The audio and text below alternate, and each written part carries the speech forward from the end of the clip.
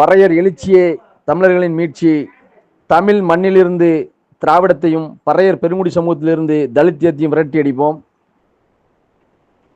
அண்ணன் அதாவது சுயசாதி பற்று பிறசாதி நட்பு என்ற கோரிக்கையோடு இங்கே தமிழகத்தில் தமிழர்களை ஒன்றிணைக்கக்கூடிய தமிழ் சாதியை ஒன்றிணைக்கக்கூடிய வேலையை தொடர்ச்சியாக செய்து கொண்டிருக்கக்கூடிய அண்ணன் திரு ஏர்போர்ட் மூர்த்தி அவர்களை, அதாவது புரட்சி தமிழகம் பறையர் பேரனுடைய தலைவர் அண்ணன் ஏர்போர்ட் மூர்த்தி அவர்களை இன்று டிஜிபி சென்னை டிஜிபி அலுவலகம் முன்பாக தலித்திய தற்குறிகள், அதாவது தான் யாருக்கு பிறந்தோம் என்பது நாம் யாருக்கு பிறந்தோம் என்பது அறியாதவனே தன்னை தலித் என்பான்.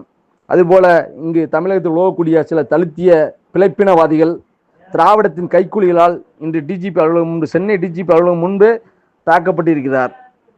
இது வெட்கக்கேடான செய்தி. அண்ணன் என்ன சொல்றாருன்னா, தமிழ்நாட்டை தமிழன் ஆள வேண்டும், பறையர் பெருங்குடி சமூகத்திலிருந்து தலித்தியத்தை விரட்டி அடிக்க வேண்டும் என்ற ஒற்றை குறிக்கோளோடு தமிழகம் முழுவதும் இந்த பிரகடனம் மாதிரி அண்ணன் செய்துட்டு வர்றாரு. இதை தாங்கிக் கொள்ள முடியாத, பொறுத்து கொள்ள முடியாத விடுதலை சிறுத்தை கட்சியினுடைய தலைவர் அண்ணன் திருமாவளவன் அவர்கள் தூண்டுதலின் பேரிலே டிஜிபி அலுவலகம் முன்பாக அண்ணன் ஏர்போர்ட் மூர்த்தி அவர்கள் தாக்கப்பட்டிருக்கிறார்.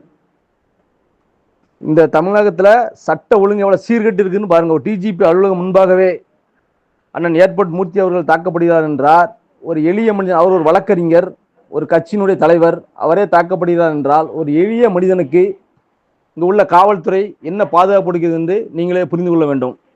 ஆகையால் அண்ணன் ஏர்போர்ட் மூர்த்தி அவர்களை தாக்கிய விடுதலை சிறுத்தை கட்சியினுடைய அந்த தலித்த தற்குறிகள் மீதும் விடுதலை சிறுத்தை கட்சியினுடைய தலைவர் அண்ணன் திருமாவளவன் அவர்கள் மீதும் உடனடியாக நடவடிக்கை எடுக்க வேண்டும் என்று சொல்லிக்கொண்டு விடைபெறுகிறேன். நன்றி, வணக்கம்.